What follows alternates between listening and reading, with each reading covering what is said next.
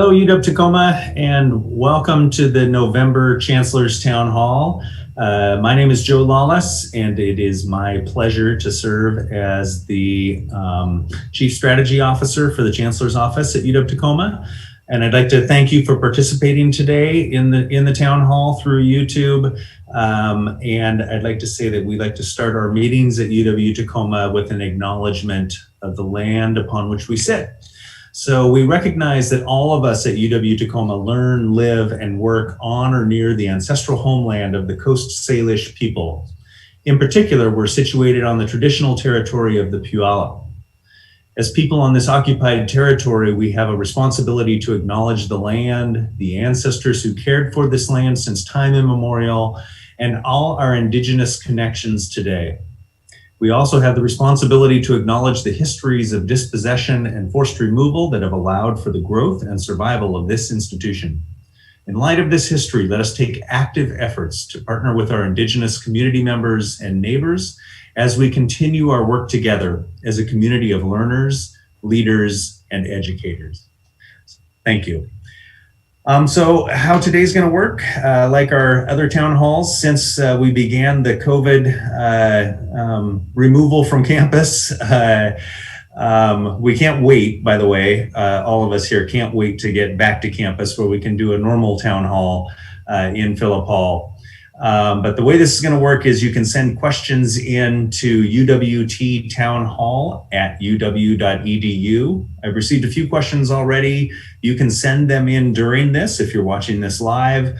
And if you're watching it later, tomorrow or the next day, feel free to send a question to that email as well, and we will try to get answers to your questions. So we have 4 people on the Zoom call with us today. We have Chancellor Pagano, Executive Vice Chancellor for Academic Affairs, Jill Purdy, Vice Chancellor for Student Affairs, Mentha Hines-Wilson, and Vice Chancellor for Equity and Inclusion, James McShay. So thank you all for being here. And Mark, would you like to kick things off?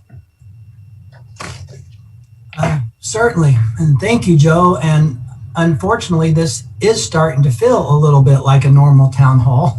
You know, it's certainly not what any of us were expecting this long into the pandemic, but unfortunately it is what we have. So I'm really proud of the University of Washington Tacoma community for making the best of the situation. From everything that I'm hearing, folks to continue to work hard and be diligent, protecting and thinking through the safety of the folks under their care. And I just don't mean in your home, but also in your neighborhood, the citizens of this state, and in particularly the students that we serve. So thank you all for everything that you continue to do on behalf of UW Tacoma.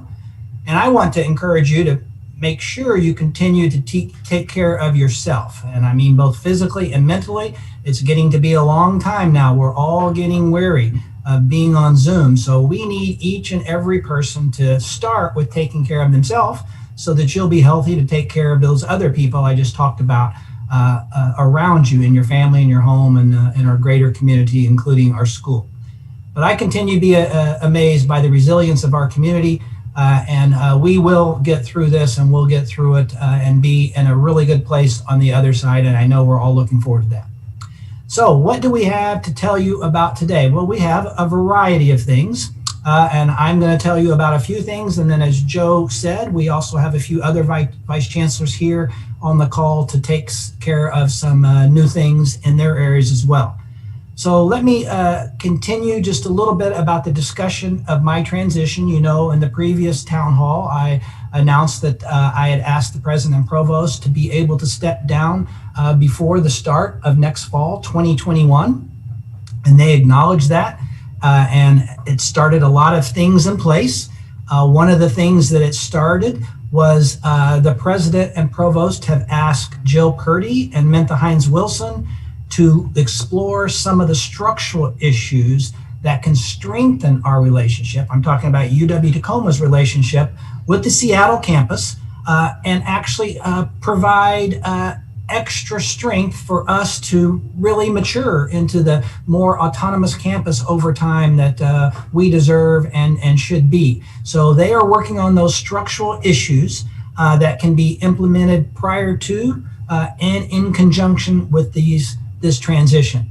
Now, many of these issues are not new to us. They've been brought about by the Tri-Campus Policy Committee. They've been brought to the attention of the UW by our own faculty assembly leaders throughout my tenure here. And then most recently, they came up again in my review. So it's great. And I'm really encouraged that the president and provost are working on these issues at this time.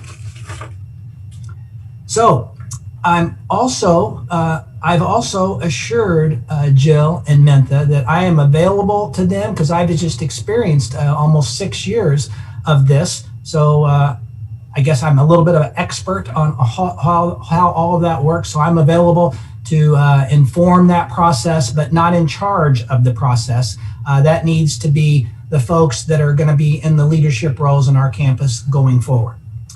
Now, this work is separate from the actual search, but a lot of the questions are coming up about the search. Now, that process might influence a couple sentences in the search about reporting lines or something like that, but it's really a separate deal to fill the existing role as chancellor.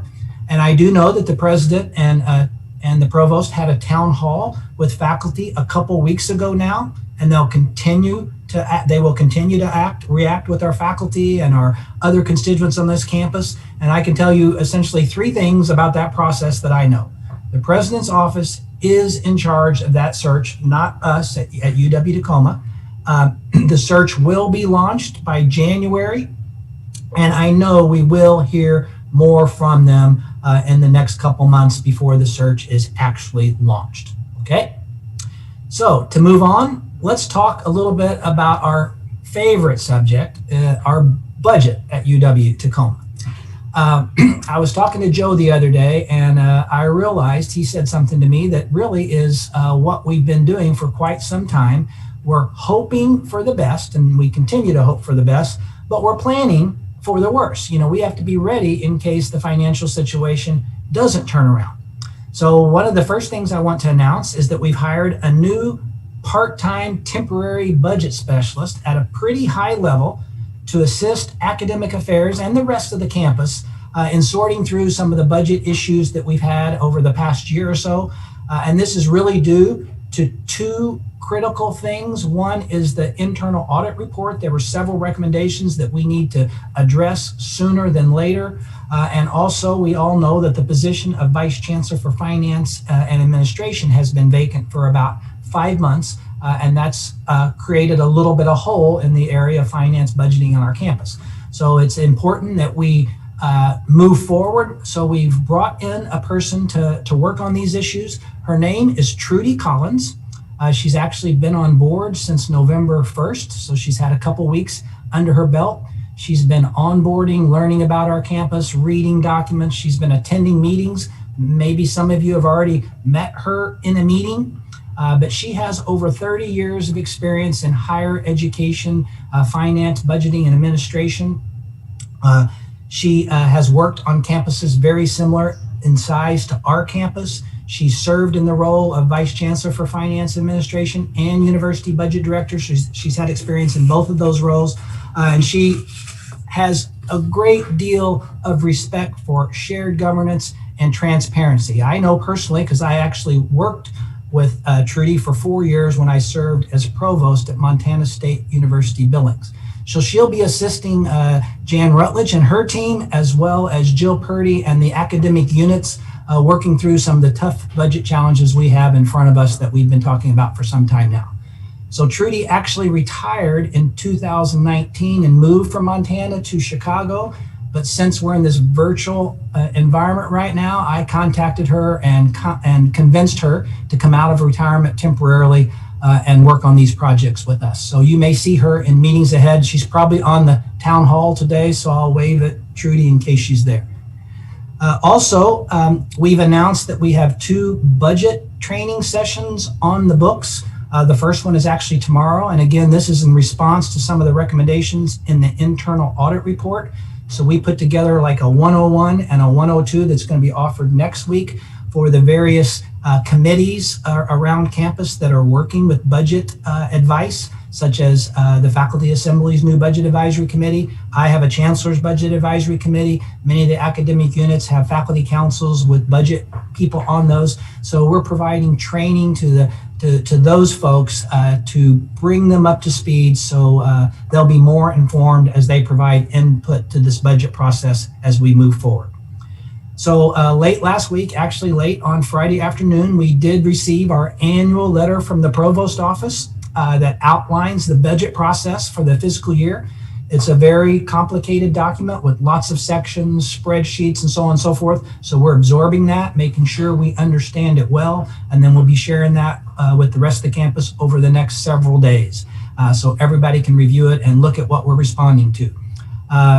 The bad news is it is what we expected. The good news is it is what we expected. So the work that we've been doing, our reduction efforts that we started at the beginning of the school year, are right in line with what the annual provost report is asking us to do, as is the timeline that we've established to get much of this work done by early January, because our response to the provost office is due February 1st. So that's all good news, and you'll be hearing more in the next several weeks about that. Let me say a little bit about some capital projects that are going on, and then I'll turn it to the next speaker.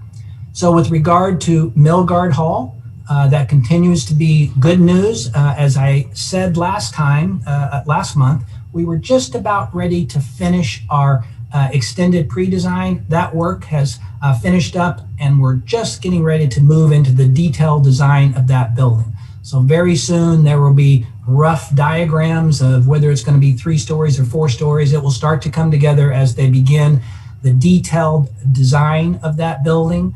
The good news is it's a little bigger than we originally thought. It's going to be 54,000 square feet rather than 50,000 square feet. It's going to have 2 80-person classrooms, 120-person activity room for teaching activities and other kinds of activities.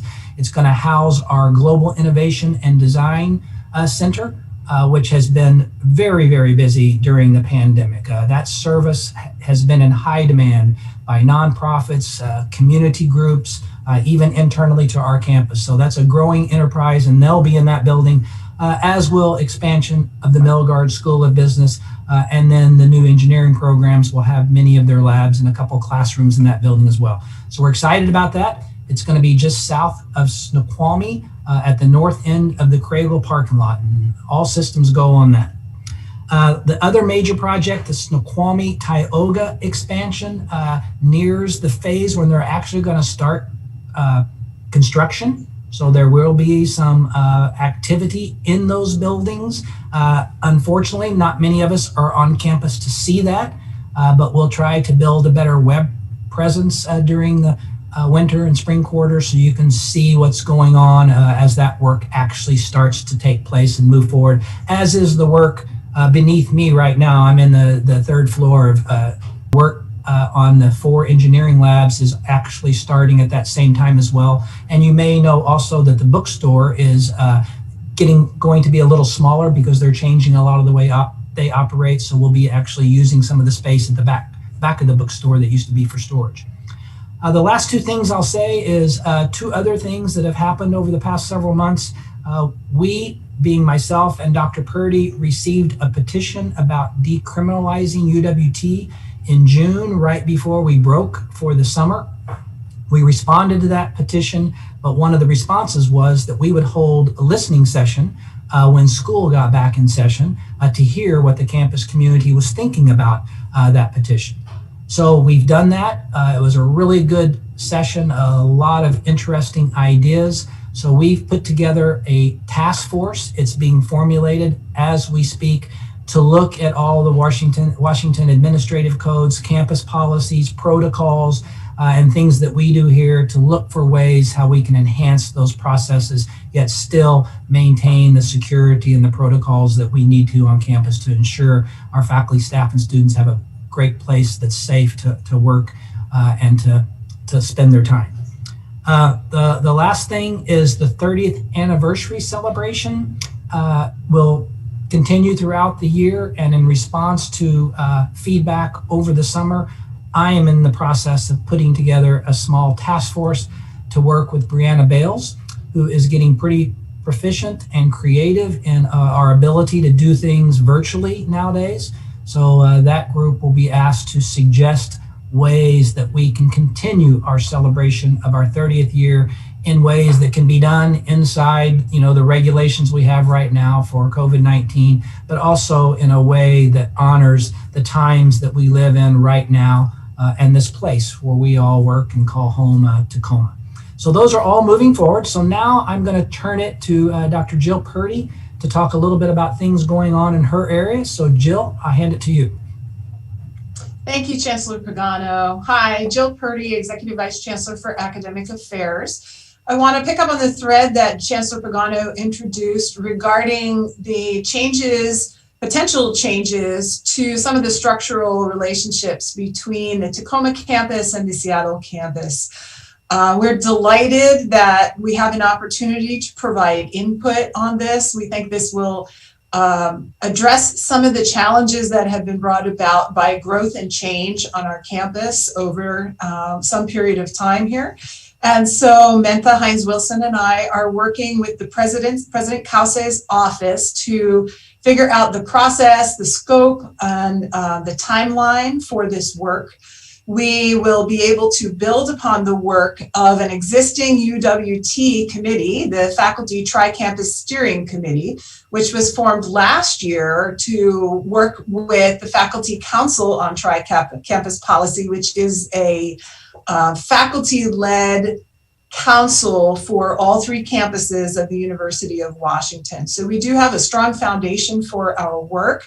This work will differ from the work of that council in that it will be focused on administrative issues, not on faculty or faculty code issues.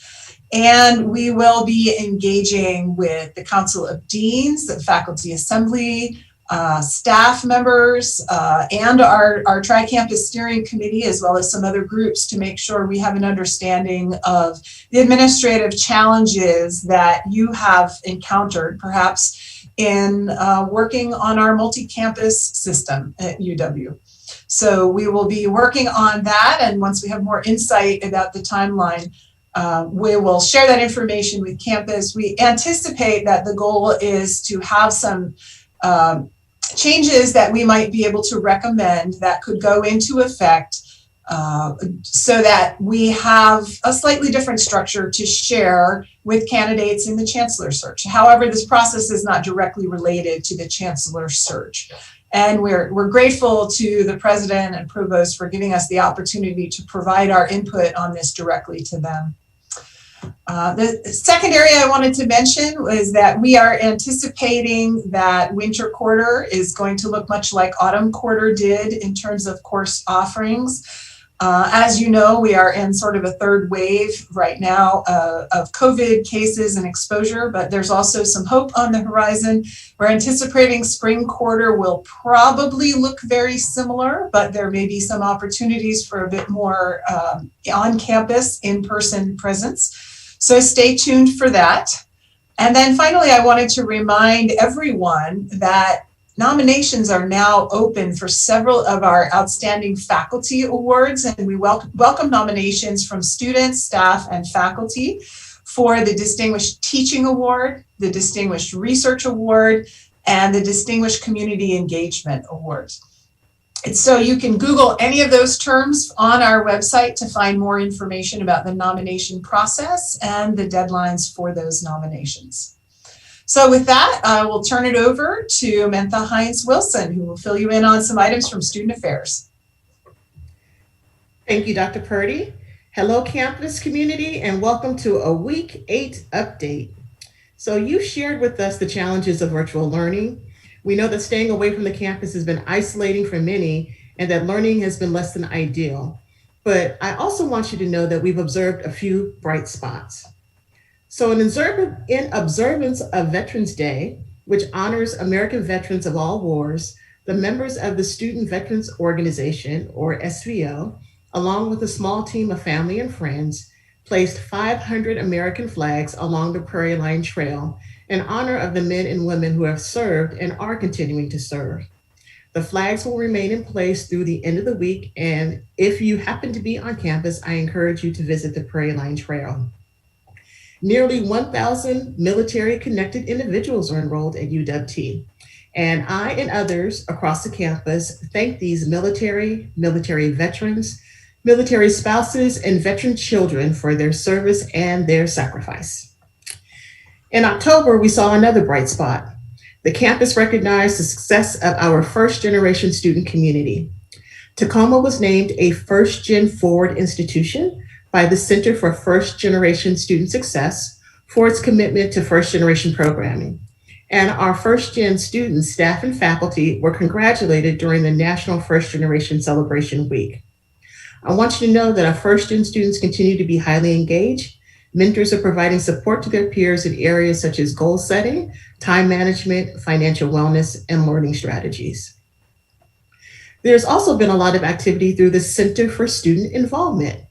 They are promoting and rewarding appropriate student involvement through the Dog Bones program.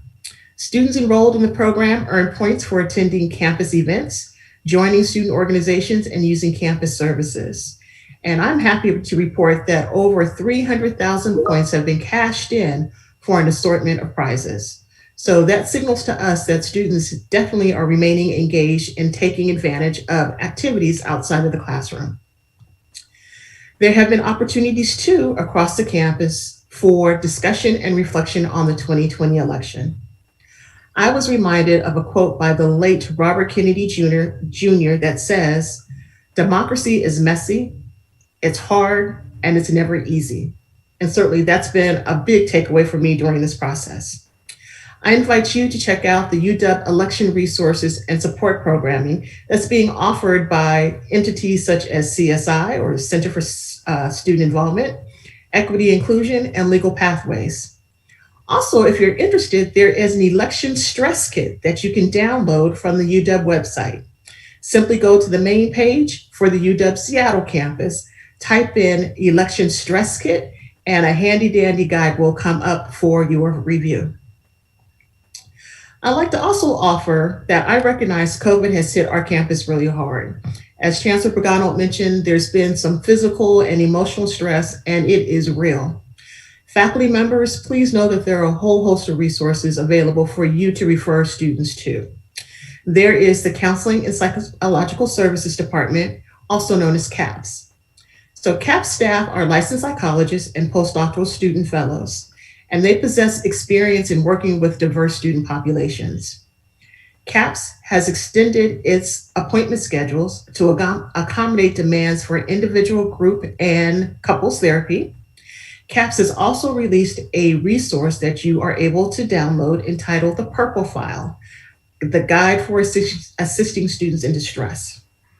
And soon, our Tacoma students will have access to real-time, after-hours, mental health, and crisis intervention support in multiple languages. Stay tuned for an announcement regarding My SSP.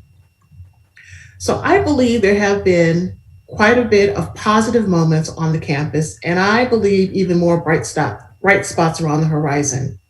I'm really grateful for the presence of all individuals who've been involved working diligently behind the scenes. And I want you to know that within student affairs, and I believe for senior leadership overall, our highest priorities continue to be to preserve the health and safety of all members of our community, to keep students engaged wherever they are, and to maintain our fiscal sustainability. So if you have additional questions regarding student affairs, please don't hesitate to reach out to me or any member of our staff. So now I'd like to hand it over to Dr. James Miche, who is the Vice Chancellor for Equity and Inclusion. Thank you, Mentha, and good afternoon to everyone. I hope you are doing okay and that you are taking care of yourself. So I'd like to share two updates from Equity and Inclusion. The first is an update on our climate implementation process, climate survey implementation process. The implementation planning phase of this overall effort is well underway. And so if you remember, during the summer, Chancellor Pagano formed 4 implementation teams that were organized around 4 stakeholder groups. So we have a team for undergraduate students, graduate students, our faculty, and our staff.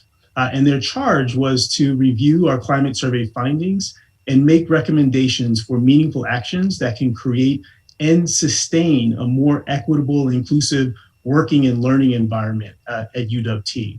So I'm happy to announce that those teams have been formed and fully populated. And so we have 22 faculty, staff, and students who are working in a really focused fashion, looking really carefully at the data in our climate survey report, and then working to get additional information to help us better understand what are the specific needs and experiences of members of our campus community and how those could be addressed through actions that we would take as a campus. So to do that, they're hosting additional focus group meetings. They will be administering surveys, particularly to learn more about specific subgroups whose experiences were not well represented in the data. Our implementation teams are also going to be meeting with senior leadership, including our deans, that will help assist in their data and information gathering process as well. And so what our teams will be doing is putting together reports from their groups, and that they will be sharing those with the campus community. We've extended the timeline for them to get those reports completed. And so initially we were looking at the beginning of winter quarter, and now we are moving that timeline so that they can share their recommendations with the campus community at the beginning of spring quarter. And so the hope will be that we'll have campus town halls where they can share information about specific recommendations that they might have to improve climate for our undergraduate students, our graduate students, our faculty, and our staff. The other update that I wanted to share is that we have a new member of our campus community. And so I'm thrilled to announce that Gabe Minthorn is going to be, is currently rather, our new tribal liaison. And so Gabe started at the end of October, and he's already hit the ground running. Gabe comes to us with over 15 years of experience working with Native and Indigenous populations in K-12 schools and in higher education throughout the US, but also here in Washington State, where he is an enrolled member of the Yakama Nation. So Gabe is going to play a really critical role in facilitating the development of cultural protocols for UWT that will help us better engage with our tribal communities in our region. And he's also going to work to coordinate and support initiatives that honor tribal histories, that work to indigenize our curriculum, that also increase the representation and success of our Native and Indigenous students, faculty, and staff. So we're really excited to have him be part of our family and for the work that he will be doing with our campus and the communities that surround UWT. We'll be planning a virtual community welcome for him later on in the quarter. And so this will be to formally introduce him to the community as well as members of our recently established Tribal Advisory Board. So more information will be coming forth soon regarding that particular event. And then also, if you'd like to attend a Real Talk session through CEI, if you are available tomorrow at 12:30, Gabe will be giving a presentation tomorrow. And so his topic is going to focus on Native American curriculum in the schools. And so if you're able to join, please do so. We're excited to be a part of that conversation with our new community member. So thank you so much. And I will toss things over to Joe. Thank you, James and Mintha and Jill and Mark. I have a couple things here, a couple of updates before I get to the questions. One that I have to include every time, which is coming to campus. So come to campus if necessary. If you do, it's the 3 W's. I would do a quiz if this was a class, but wear a mask, wash your hands, watch your distance. Really need to make sure we keep that culture here on campus. And then also attestation. If your faculty or staff use the workday attestation, students, there is a link to an attestation where we ask you to attest that you don't have symptoms. We want to keep our campus a safe place to be. for everyone. And one of the reasons as students that you would want to come to campus is to access the study spaces that we have set up. We have 131 spaces across campus that you can access. The best way to do that, we'll put this link in the follow-up to this as well, is to go to tacoma.uw.edu/study. And that will get you to the space that tells you how to reserve a space, so you can reserve a particular space on campus that you want, and all the safety protocols around that. And then also the parking lot Wi-Fi. If you want to come to campus because you get some Wi-Fi issues, but you want to attend class, the parking lot, the Craigle parking lot is available to you. You can come park there. You won't get a ticket, and you can attend class. If you have to print something out, you can print it and get it from the lab. And because we don't want 50 cars in the parking lot with their engines idling, if you need a battery, you can send a request to IT and they will bring a battery out to your car. So really trying to make this user-friendly for you and keep our campus an accessible place for those of our students who need it. And Jill mentioned the faculty awards. I want to mention the staff awards because I really want to make sure that UW-Tacoma, I know there are some fantastic things going on from our staff, and I want to get multiple staff members nominated for what is called the Together We Will Awards, which that website is hr.uw.edu/staff awards. We'll put that link in the follow-up as well. Nominations are available until December 31st. And I really, really encourage you to nominate some of your colleagues who have been going above and beyond during these challenging times to make our students' experience, our staff experience, and our faculty experience much better. So anyone can nominate. It is for staff members who have been here, I believe, more than 4 months. But all the rules are on the webpage, and I believe that they accept video nominations. So you can test out your video making skills to nominate someone. So now let's get to the questions that have been sent in. First question for you, Mentha. How is it that we cannot get our facilities charges and YMCA member fees back, even though campus is closed and we cannot currently use the facilities? It seems unfair for students to pay for something we cannot use due to a global pandemic, especially when, because of said global pandemic, many students are finding themselves out of work or in a financial hardship. Mentha.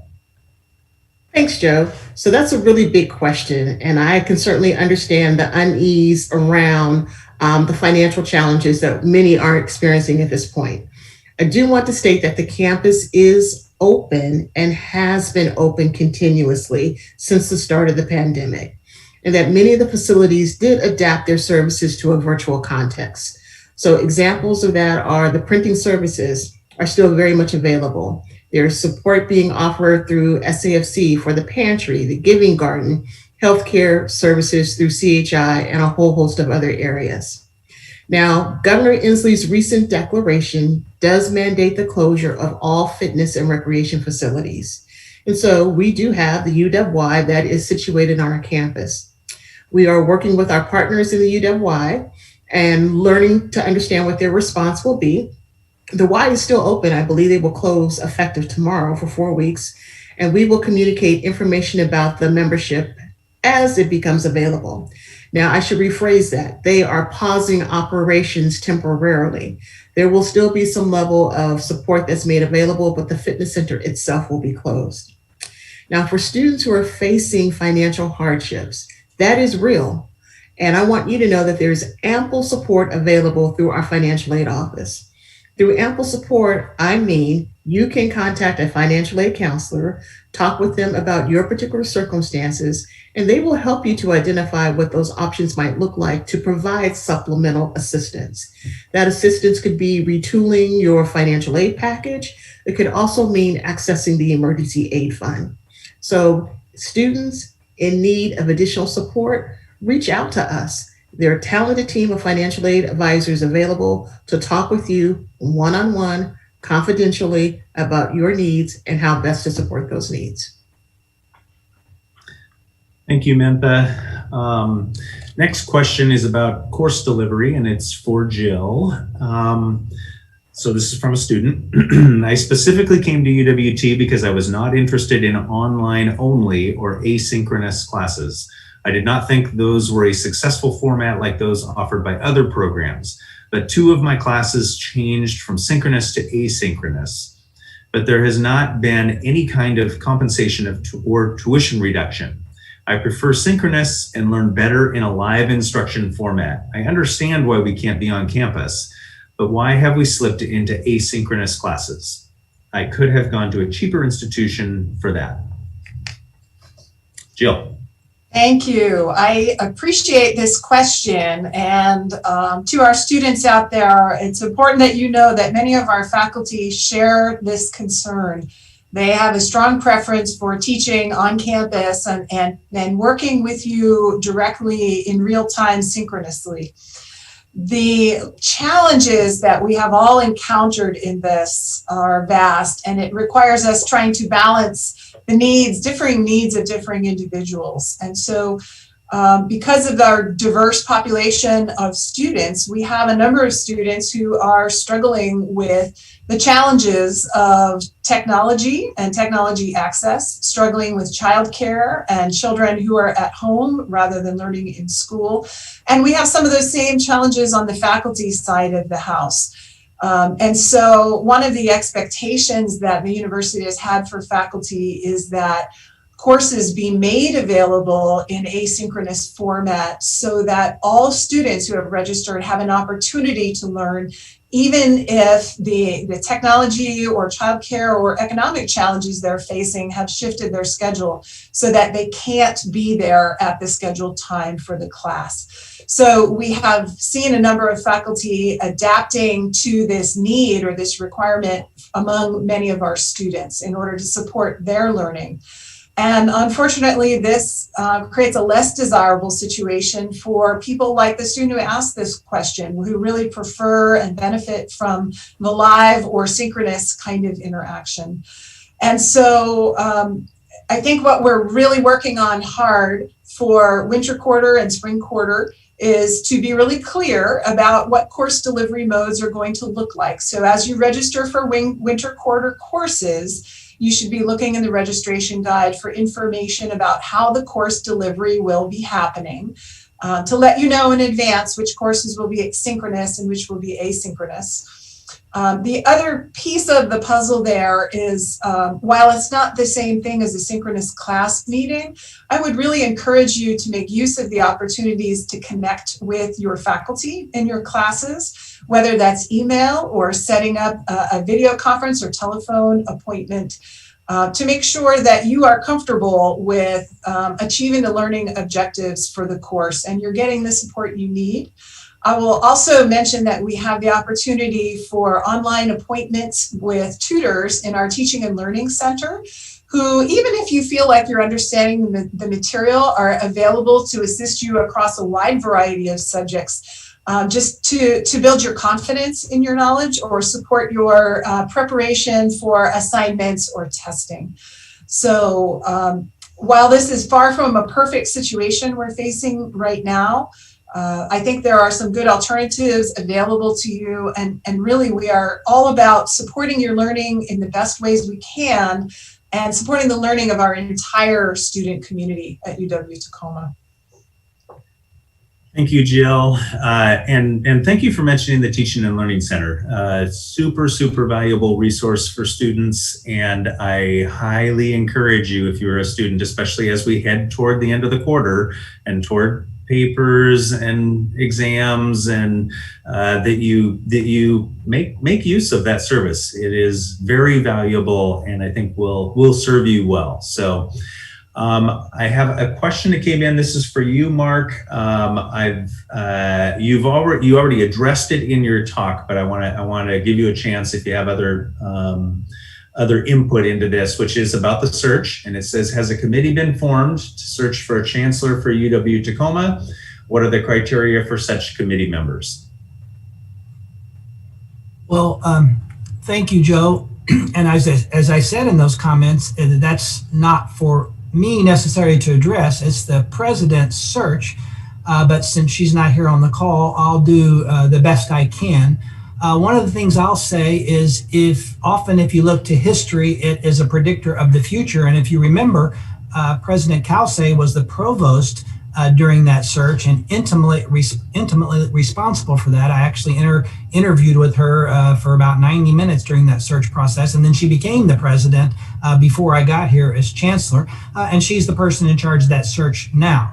So I can tell you about that search. It was very diverse. It was very representative of all the stakeholders. It was led by our own Dr. Jill Purdy, who had just finished her term as past chair of the faculty assembly on our campus. So that tells me that faculty will be an integral part, maybe a leadership part of this search committee. It had 2 community members on it. It had other faculty. It had vice chancellors on it. It had, I think, 2 students, the current student body president and another student on it. It had staff members. It also had some administrators from the Seattle campus and maybe 1 or 2 people from Bothell. So it was a pretty robust committee. And I would assume that our new search committee, again, it's an assumption, would be similar. And I would assume also that they are working on that as we speak, and we'll learn more about it soon. But that's about all I can say. Great. Thank you, Mark. Next question's for Mentha, and it is that we have all seen the case count in Pierce County and King County and in Washington State going up for kind of a third wave and a much bigger wave. What does our campus look like? What's been happening on our campus in terms of cases and COVID cases on our campus? Okay, thank you, Joe. I'm happy to address that question. So you are absolutely right that across the US, there has been a spike in the number of cases of COVID, and we are not immune from that. We are seeing that situation happen throughout the UW system. So on all 3 campuses, we know that students, faculty, and staff have been impacted by COVID. On the UW Tacoma campus, currently we're aware of 4 active cases. All individuals are off campus and in isolation. And that brings our total case count to a total of 25. 2 faculty members, 3 students, and 21 students. Maybe that's 26. My math is slightly off, okay? So that's between the period of February 2020 and October 2020. The thing that we've learned during this process that it's important for us to be aware of the situation so we can provide ample support. So students, if you think you've been exposed to the virus, please let us know. You may disclose privately to Dr. Bernard Anderson, the Associate Vice Chancellor for Student Life, and Dr. Bernard will talk you through the next steps, make a referral to a UW nurse, and arrange for follow-up as needed. Faculty members, thank you as well for making referrals to our offices. Faculty and staff, when you learn that a student has tested positive or showing symptoms of the illness, it's the same practice. Please contact Dr. Bernard Anderson. Definitely let the students know that we are concerned about their overall well-being. Hand off to Bernard. Bernard will talk with the student, explain the process, confer with nurse, and make referrals. Faculty and staff, the question has come up, well, what do I do if I think I've been exposed or if I've learned that I've tested positive? And faculty and staff are encouraged to contact the Environmental Health and Safety Department directly. Again, you'll speak with the nurse. Nurse will outline what the procedures are and guide you through the process. During this time, I want to underscore the importance of getting tested. It is the best strategy that we have in place right now.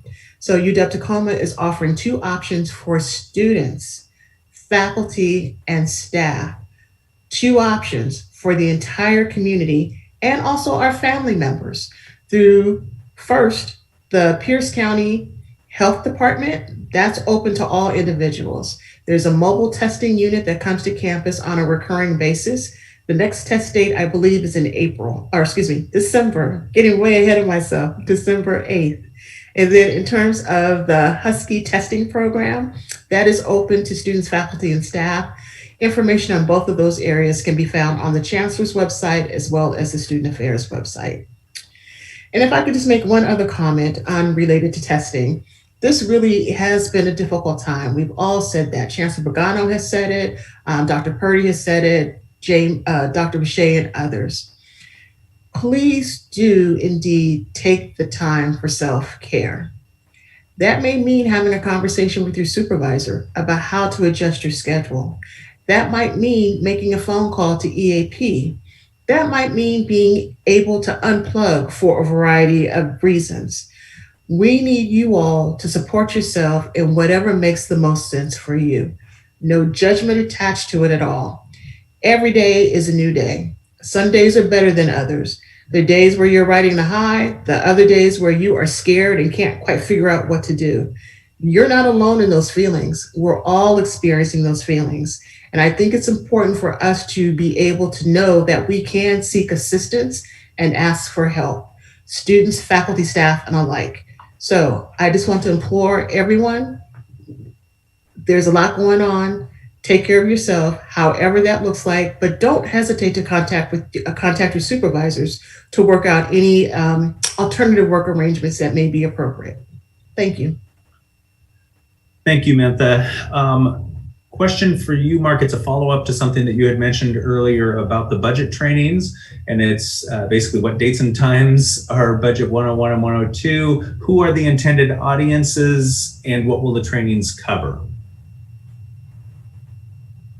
Okay, I don't have that in front of me, Joe, but we can send it out with the follow-up. One of them is tomorrow afternoon late. Maybe you can work ahead there and find out the time for me.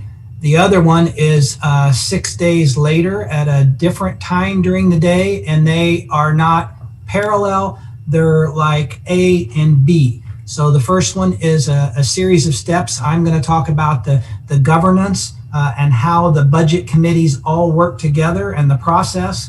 And then Jan, who is our university budget, our campus budget director, she and her staff are going to talk about the different fund sources and some of the technical details of how money works at the University of Washington. Jill is going to talk about some processes that they have inside academic affairs, which are applicable to the budget process and advising on the budget process. And then we're going to leave time for questions and answers. And then we're going to do the same thing a little bit deeper next week in part B and go further into a couple university campus-wide budget decisions that need to be made as well. The audience is, right now, the audience is particularly for the folks that are advising on our budget this fall and into the new year. So Sarah Hampson, our chair of our faculty assembly, has put together an advisory committee to her. She serves on our executive budget committee, and rather to input isolated by herself, she has this advisory committee of her peers around campus to advise her on that. So those folks, also the faculty councils in the various schools that are working with their deans to advise on the budget processes in the academic units. It's designed for them. Then it's also designed for our budget committee, the Chancellor's Budget Advisory Committee, which has our faculty leadership, our staff leadership, and our student leadership. So it's primarily geared towards those folks. We can adapt that training though for others as the demand is there, and be happy to do other sessions later on in the quarter.